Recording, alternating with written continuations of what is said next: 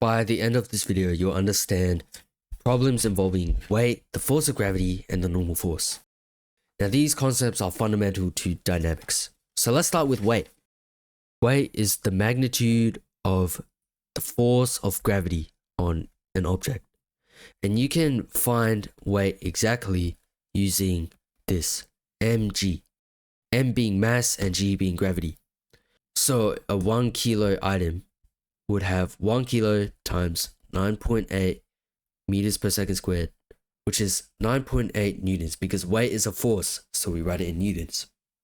When gravity changes, weight changes, unlike mass. Mass stays the same. Like when you fly to the moon, the gravity is weaker, so your weight will be lower. Now on Earth, everything is constantly getting pulled down by gravity. That's why you don't just float off into space. We know this because of scales. If you stand on a scale and it says some 60 kilos, that means you're getting pulled into the ground with a force of 60 kilos. Let's go through an example. So let's imagine a table and you have a mug. Here's your mug. Let's imagine the forces acting on it. Well, obviously there's the force of gravity pulling it down, which is mg. But if you remember from Newton's laws of motion, specifically the first law, if an object is at rest, then the net force is 0. But that's impossible because there's weight, it's getting pulled down. So that means there's some mysterious second force acting on the object. This other force is called the normal force. The normal force happens when two objects come into contact.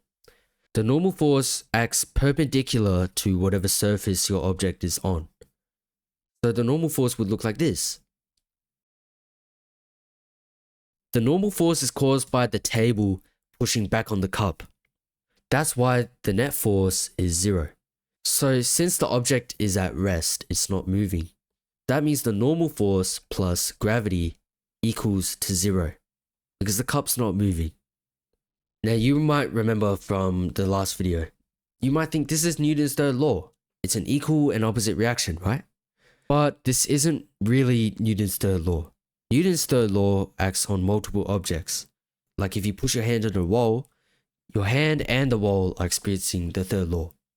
But this cup here, it's only on one object. The only object experiencing any forces is this cup. The force of the table and the force of gravity. So let me ask you a little question. This is our table, right? What might be the forces keeping this table at rest? Right, because everything on Earth experiences gravity. I want you to comment about it before I reveal it. And of course it's gravity, right? It's gravity. And the Earth exerts the same amount of force back onto the table.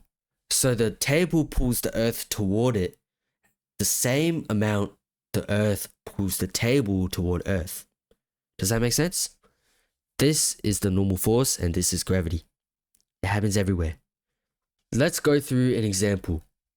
Let's say you're at the gym and you have a dumbbell on the floor here. Your dumbbell has a mass of 10 kilos. Find the normal force acting on this dumbbell. Okay, let's think. Well, if the mass is 10 kilos, let's find the weight. Weight is given by mg, which is 10 kilos times 9.8, which gives us 98 newtons. So the dumbbell is exerting 98 newtons of force into the floor, which we'll draw like that. This is going to be 98 newtons. Now let me ask you a question. What's the net force acting on this object? The object is at rest, right? It's not floating away. It's not moving down into the ground. It's at rest. That means the net forces acting on this object is 0. The net forces acting on it is the normal force and the weight of gravity. So the normal force must balance with gravity to create 0 net force. Let's add mg to both sides to solve for normal force. And you get Fn is equal to mg. So the normal force is equal to 98 newtons, the pull of gravity. Now, what if you step on this? Let's imagine that's your shoe. And you step on this with a force of 40 newtons. What's the normal force coming from the ground now? Let's analyze the net forces acting on this dumbbell. First, we have obviously the normal force coming up here. The normal force. And going against the normal force is the pull of gravity, which is 98 newtons, and our foot stepping on this dumbbell, 40 newtons. Let me test your understanding. This object is at rest, right? It's not moving. Then what's the net force? It must equal 0. Now add these two to this side, then the magnitude of the normal force is equal to 138 newtons. Right here, 138 newtons. Here's a third example. Let's say you grab this dumbbell with your hand and you try to pick it up. You pull on it and you tug with a force of 40 newtons again. What's the normal force? Now, if you remember when the object is just lying there and no one's touching it, the normal force and gravity was 98 newtons, equal. But this time, there's 40 newtons of help. So that means the normal force only has to exert 58 newtons, which is 40 newtons less, because your hand is helping. Here's a quick note, okay? The normal force is not always straight up vertical. If you have an object on an incline, the normal force would be moving perpendicular to the surface. If you push your hand on the wall, the normal force is perpendicular to the wall. It's not always up. Let's go back to our dumbbell, okay? Let's say you use your really strong arm that you got from training at the gym to pull this dumbbell up with a force greater than or equal to gravity. And let's say 100 newtons, you pull it up. 100 newtons of force. We know gravity is 98 newtons. And the normal force, that's what we're trying to figure out. Let's analyze the net forces acting on this object. We have the normal force counteracted by gravity, so mg, plus this thing going up, your pull, which we'll call F with a P. Plug everything in, we get Fn minus 98 plus 100. And here's where things get interesting.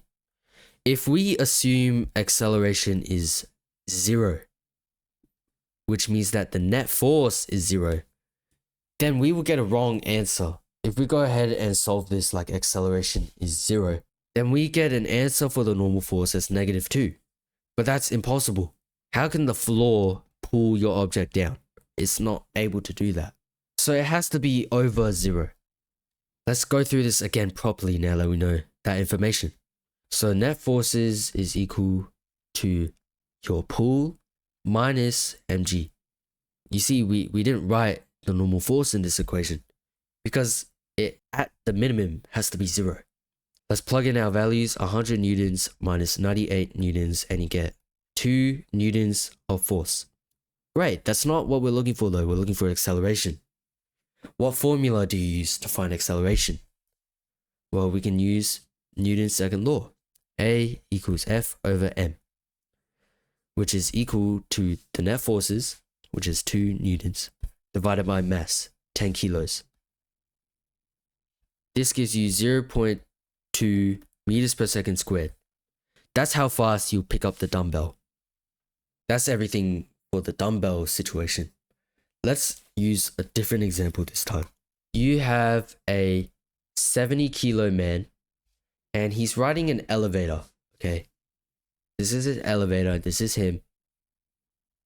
The elevator for a short period of time goes down at 0.25 gravity. When he's accelerating downward, what does his weight on the scale read? And what is that weight compared to his actual weight? Let's analyze the forces acting on this man. We have the scale exerting the normal force, and we have gravity pulling him down. For our reference frame, we're going to say that as the elevator goes down, y is going up. That's our coordinate system. Now, what the scale will read is the normal force. Let's get Newton's second law. Acceleration is positive because it's going down. So the normal force is negative and gravity is positive. This is the net forces acting on the man. This is equal to F, which is equal to MA.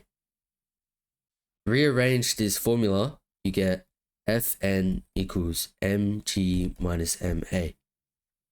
We're going to factor it out, so mg minus a, and now we have a very simple formula to find the normal force with acceleration in consideration. So you see, if acceleration grows, which means the elevator goes faster downward, then the normal force would go down, right? There would be less normal force. The bigger this acceleration that's being subtracted here, the less the normal force is. So that means when the elevator is accelerating downward, during that time, the normal force will be lower. That means the scale will have a lighter reading.